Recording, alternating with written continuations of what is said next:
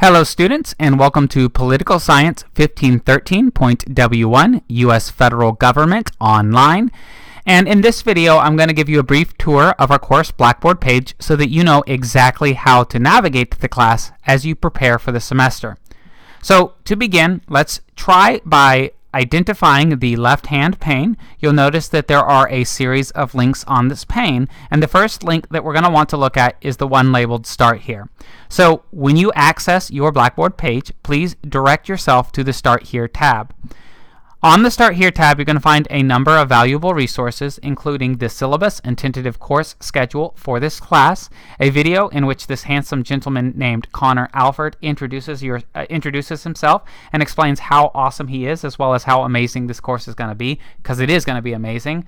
And then you've got the additional learning resources folder. There is nothing in this folder that is absolutely required for the class, but there's a great deal that will help you to excel in the course and that will allow you to delve into a lot of the subjects introduced by lecture or reading in greater depth. So, for example, if you open this up, you'll find that I've linked copies of the Federalist Papers, which will elaborate on a lot of the content we discuss when we begin to dialogue on the United States Constitution, its key principles, and core components.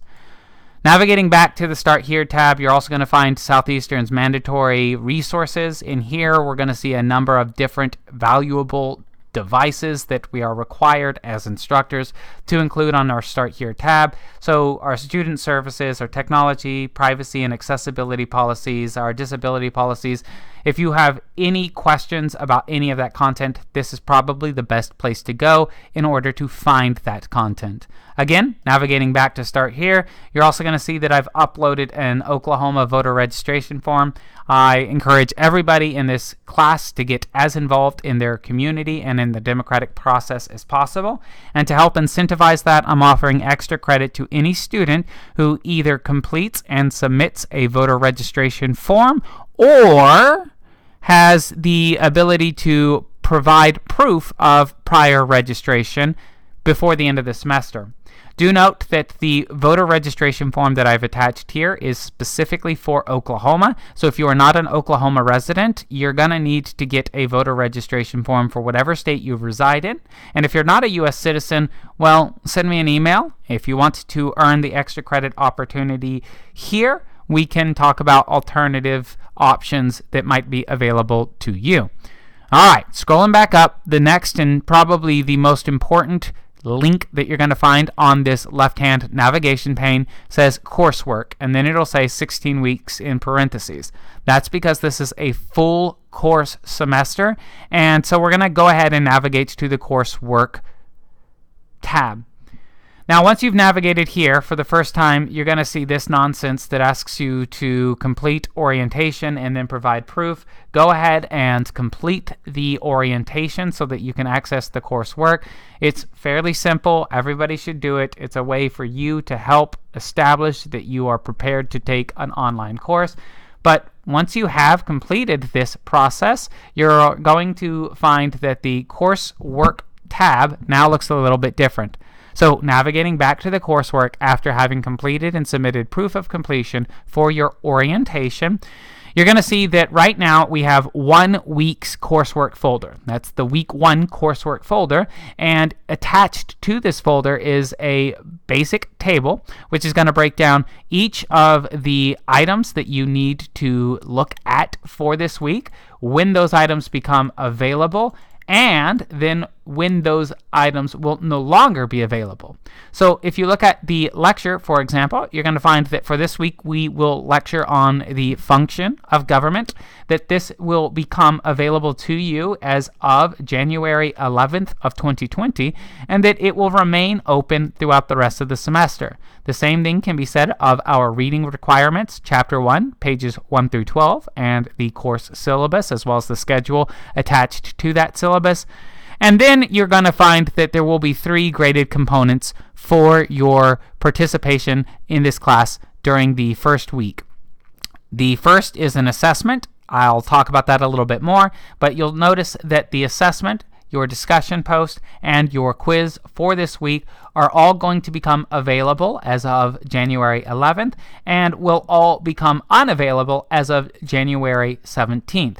January 17th is going to be the Friday of the first week of this semester, and at 11:59 on Friday, these three components are going to disappear. You will no longer be able to identify them in the coursework folder, and you will no longer be able to complete them. You will, in other words, receive a 0 if you have not completed and submitted any of these three graded components by the end of day on Friday, January 17th of 2020. Opening the folder, you'll see that I've gone ahead and linked the lecture into the folder, complete with some learning objectives and some key definitions. I will frequently read these definitions verbatim in the actual audio of the lecture. So if you are a visually impaired individual, that shouldn't be a problem. But the bottom line is that at the end of the day, I don't expect students to memorize definitions from our lecture content. The big idea here is for you to focus on concepts. Definitions are useful for helping to wrap your mind around a concept, but don't expect the definitions to appear word for word very often in our quizzes and exams for this course. You'll notice that I've also gone ahead and uploaded the assessment. All of this, by the way, is already available to you. There are some instructions in here. If you click this link right here where it says Assessment 1, the use of violence, it will download a simple .doc Word document, and you can go ahead and open that to see what it looks like. This is going to be the same format for the vast majority of our assessments throughout the semester, and you can go ahead and complete this by typing your name, the date, and all of your answers or responses directly into the document. When you're done, save the document by typing in your full name. So I would type Connor Alford, then the assessment, Assessment 1. Save it under that name, and then upload it directly into Blackboard. You can upload the assessment once completed into Blackboard in a couple of ways.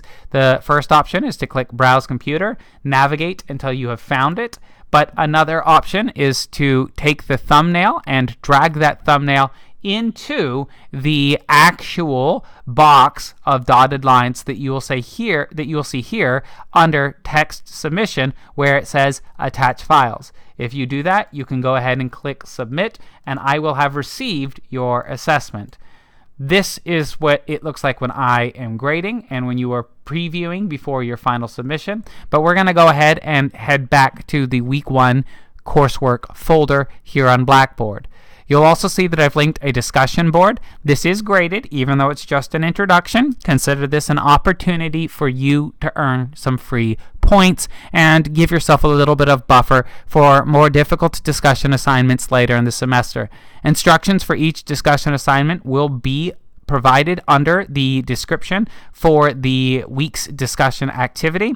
And these are going to vary from one week to the next, but generally speaking, you can expect that I'm going to ask you to create a thread providing certain information and then respond to at least one other student's thread and describing either how you feel about the opinions they've expressed, how well you think they've captured the instructions of the assignment, so on and so forth. Finally, we've got our quiz. If you come down here and you click Quiz 1, it's going to go ahead and bring you to this table where you're going to get some basic information about the quiz. We won't go into that at this time, but generally speaking, here's what you need to know. Our quizzes are going to be 5 multiple choice questions each. They will be open note and open book unless otherwise specified. You will have 6 minutes to complete the exam. So what that means is that you're going to need to know most of the content before you start looking at your notes when you start the quiz. Because if you have to look up the answer to every question in your notes or textbook, you're not going to finish in time and you're not going to get a good grade. But if you know most of the answers and only have to look up answers for 1 or 2 questions per quiz, then you're going to have a much better time and you're going to get a much better grade. Do note that you'll see the questions in these quizzes one at a time, but that I have not prohibited backtracking. So if you find question 1 particularly difficult, you can move on to question 2 and come back to it later. However, you're going to need to complete each quiz in a single setting, which means that you are responsible for ensuring that you have a reliable internet connection before you start the quiz. If your internet cuts out halfway through the quiz, well, unfortunately for you, you're just not going to get to finish it, and the quiz will be automatically submitted with the questions that you had not arrived at left blank, and that will negatively affect your grade. So again, make sure that you've got a reliable internet connection and that you are able to complete the entire quiz, as well as any exams, in a single sitting.